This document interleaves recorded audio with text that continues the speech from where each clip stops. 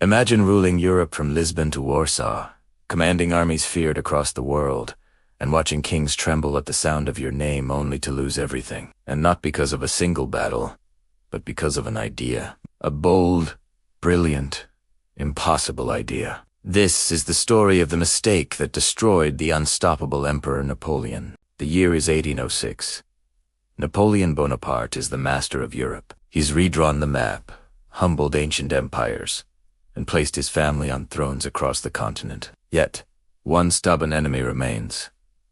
Great Britain, protected by the Royal Navy, the island nation is untouchable. Napoleon can't invade it. His decisive victory at Austerlitz meant nothing if Britain, the financial engine of his enemies, was still standing. So, if he couldn't conquer Britain with cannons, he would try to strangle it with economics. This was the birth of the continental system. The plan was audacious in its simplicity. Napoleon issued the Berlin Decree, which was essentially a continent-wide embargo. No nation under a French control or allied with France could trade with Britain at all.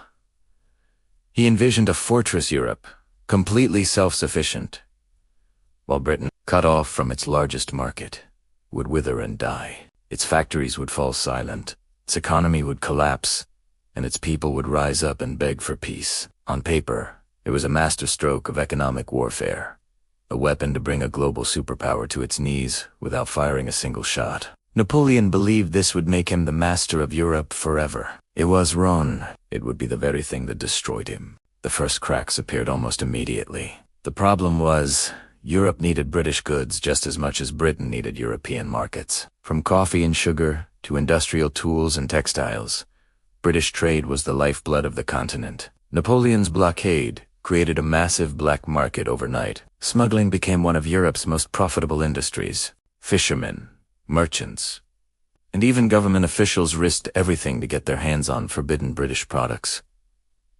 Prices for everyday goods skyrocketed. A pound of sugar could cost a worker a week's wages. People were furious. The system designed to unite Europe against Britain was actually turning the people of Europe against Napoleon. But Napoleon, blinded by his ambition, doubled down. He reasoned that the only problem was that the blockade wasn't complete, so he set out to force every single port in Europe to close. This obsession led him to make his first fatal move.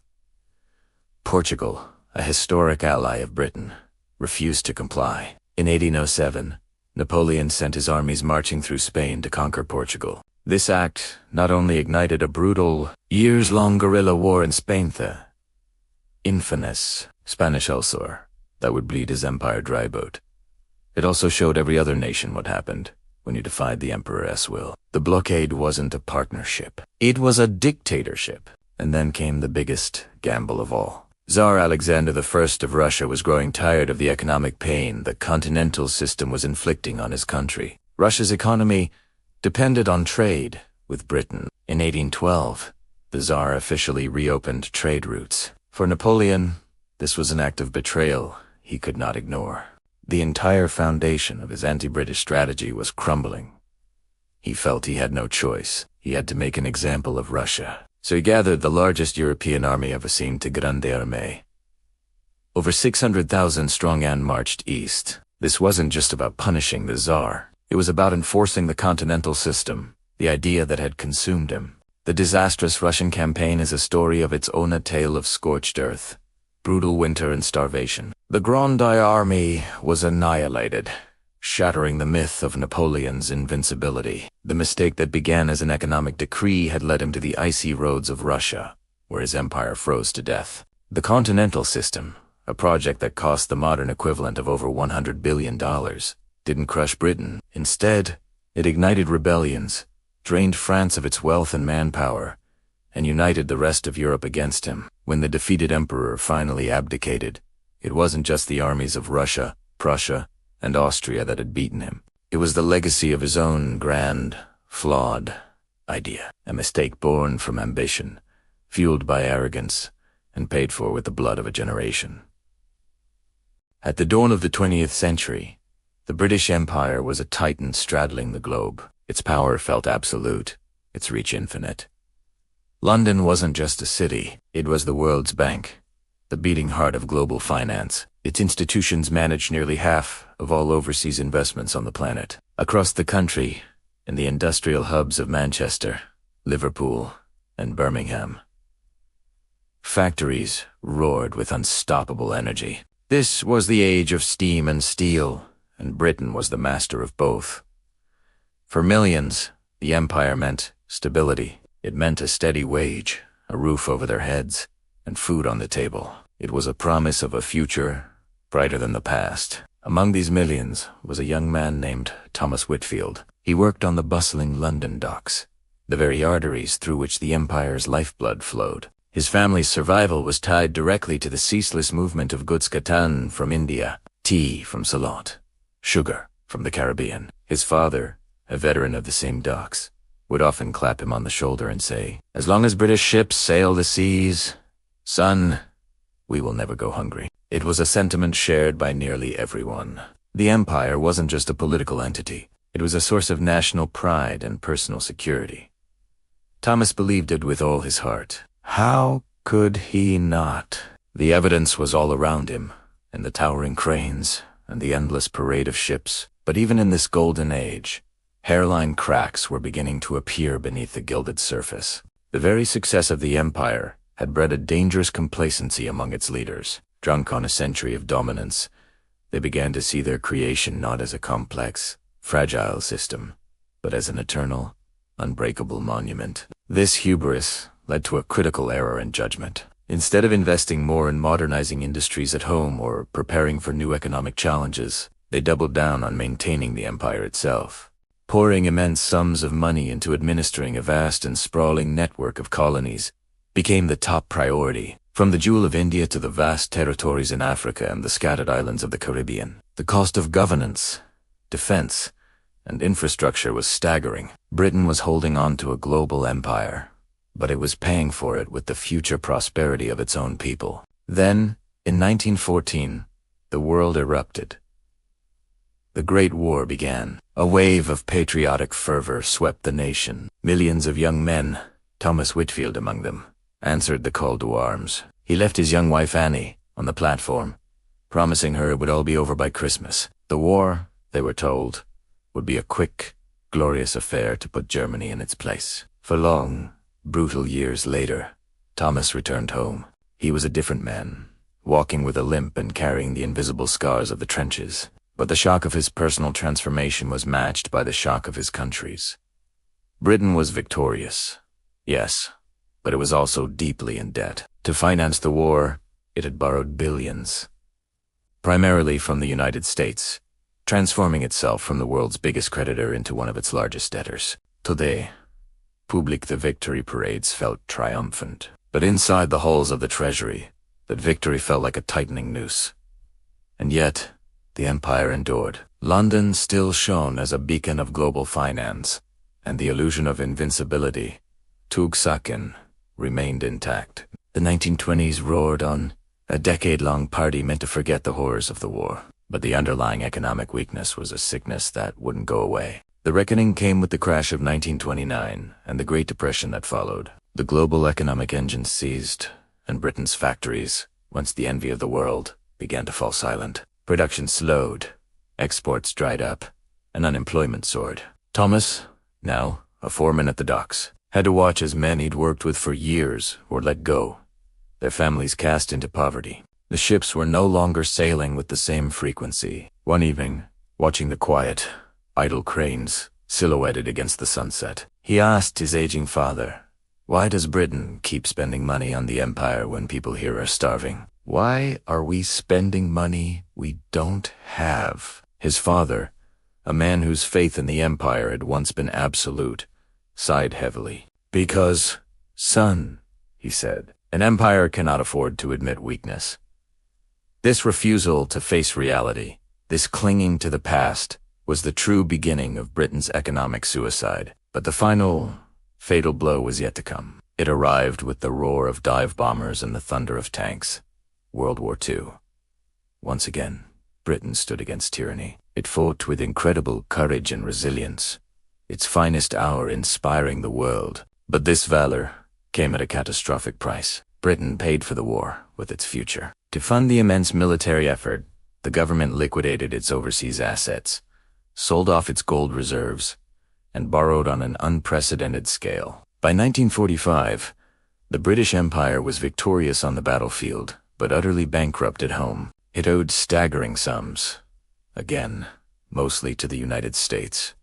Debts so large they seemed impossible to repay. Thomas's son, Edward, grew up in a post-war Britain that felt anything but victorious. He remembered the years of rationing that dragged on long after the fighting had stopped. Food, clothing, fuel, everything was scarce. People would say, with pride, "Well, we defeated Hitler." But in the quiet of their homes, they asked a different question. If we won the war, why are we still living like this? The answer was simple, yet devastating. The empire was now an anchor, dragging the nation to the bottom. It was too expensive to keep, but for a generation of leaders raised on its mythos, it was too painful to let go. Instead of focusing all its depleted resources on rebuilding its shattered cities and modernizing its own economy, Britain continued to pour what little it had into propping up the illusion of global power. It fought costly colonial wars in places like Malaya and Kenya, trying to hold back the tide of history. This was the final, tragic act of a nation, choosing pride over prosperity, clinging to the symbols of an empire while its foundations crumbled from within. The cost of this grand illusion was about to become unbearable, and the bill for a century of imperial overstretch was finally coming due. The giant was falling, not from an external blow, but from wounds it had inflicted upon itself. After World War II, Britain stood at a crossroads. The country was victorious but exhausted, its cities scarred by bombs and its treasury nearly empty. Two paths lay ahead: rebuild the economy at home, or cling to the remnants of a global empire. Britain chose the empire, and that decision would cost it everything. While the war had devastated nations across Europe, it also offered a clean slate. America, Germany, and Japan seized the opportunity, rebuilding their industries with the latest technology. Their new factories hummed with efficiency, churning out goods for a new world. But British factories, once the roaring engines of the global economy, were left to rust. They were museums of the Industrial Revolution, filled with machinery designed in the 1800s. Imagine a factory worker named Edward stepping onto the factory floor in the late 1940s. The air is thick with the smell of old oil and hot metal. He watches his manager walk the lines, shaking his head. "These machines are older than me," the manager would mutter, a familiar complaint. "But all the money is going overseas." He was right. The government, obsessed with maintaining its global prestige, was pouring billions into managing its far-flung colonies, propping up a system that was already starting to crumble. The world was changing.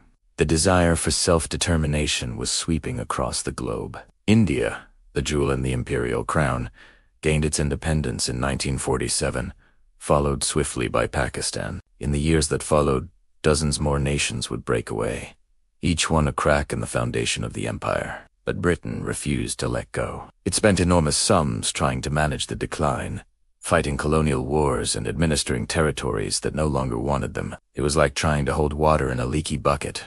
Money that should have been invested in new schools, modern hospitals, and cutting-edge factories at home was instead spent on a fading dream of imperial glory. The illusion shattered in 1956. The event was the Suez Crisis. Britain, along with France and Israel, attempted to seize control of the Suez Canal from Egypt. It was a bold, old-fashioned power play, designed to prove that Britain still called the shots on the world stage. But it backfired spectacularly. The United States, the new global superpower, was furious. They threatened Britain with severe economic sanctions, effectively pulling the plug on the entire operation. Britain was forced into a humiliating withdrawal. Edward remembered that month vividly. The newspapers screamed with headlines of political embarrassment, but on the streets, the whispers were about something deeper, something more painful. "We're not a superpower anymore," people said, a quiet realization dawning across the nation. The Suez Crisis wasn't just a diplomatic failure. It was a financial catastrophe. The attempt to project power had drained Britain's already depleted reserves, pushing the country to the brink of economic collapse. The price of pride was proving to be very, very high. The 1960s and 70s were the years the chickens came home to roost. The British economy, starved of investment for decades, began to implode. One by one, the great industries that had built the empire fell silent. Coal mines, once the heart of the nation, closed their gates.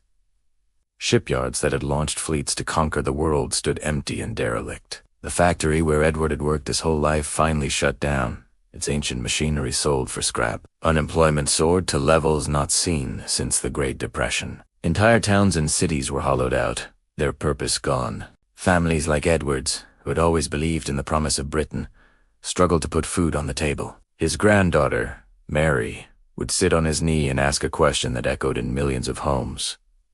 "Grandpa, why is England so poor now?" Edward, now an old man, would look out the window at the quiet streets and say softly, "Because we built our future on the glory of yesterday." By the time the empire had fully dissolved, the economic damage was irreversible. The colonies that had once been guaranteed markets for British goods were now independent nations, free to trade with whomever they pleased. The vast resources that had been extracted to fuel British industry were no longer available. The empire, which had once made Britain rich, had become an anchor, dragging the nation down. The final blow came with the rise of globalization. A new, interconnected world economy emerged, built on speed, innovation, and adaptability. Countries that embraced this new reality thrived. Britain, stuck in its old ways, did not. Its outdated industries couldn't compete. Its workforce lacked the skills for the new technological age. The empire hadn't just died. It had taken the British economy down with it. It wasn't a glorious end in a final battle, but a slow, painful unraveling caused by decades of neglect. The story of Britain's post-war decline isn't just about economics or politics. It's a timeless lesson about the nature of power. It teaches us that power is rarely destroyed by external enemies. More often, it's destroyed from within, by a refusal to change. Britain made a series of fatal assumptions. It believed that the world would stand still. It believed that its past glory guaranteed future success. And it believed that no price was too high to maintain the illusion of its imperial power. But history doesn't reward pride. It rewards adaptation. It rewards humility. It rewards nations that have the courage to invest in their future, rather than clinging desperately to the past. In the end, Britain didn't fall because another nation conquered it.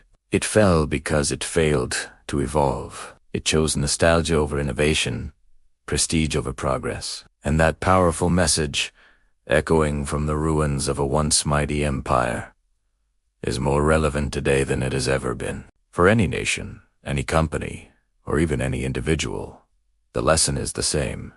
Change is not a threat. It's the only path to survival. Thanks for watching. If you found this story insightful, be sure to like, subscribe, and hit the bell icon so you don't miss our next video. See you next time.